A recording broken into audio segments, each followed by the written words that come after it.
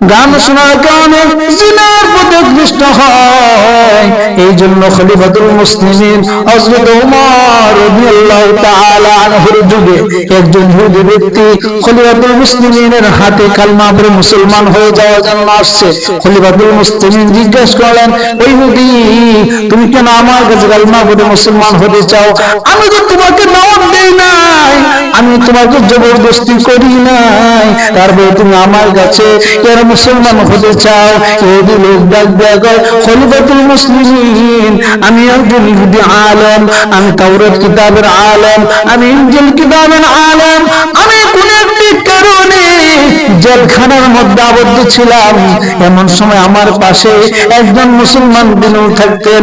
ফজর নামাজ আদায় করার পরে তিনি আল্লাহ পাকের কোরআনের আয়াত তেলাওয়াত করতেন। একটা আয়াত যখন তিনি তেলাওয়াত করেছেন, ওই তেলাওয়াতটা শোনার পরে আমি আর ঠিক দেখতে পারি নাই, আমার দিলের মধ্যে কোরআনের অ্যাকশন এমন ভাবে প্রবেশ করেছে, আমি এখন আপনার হাতে কালমা করে মুসলমান হতে বাধ্য হই।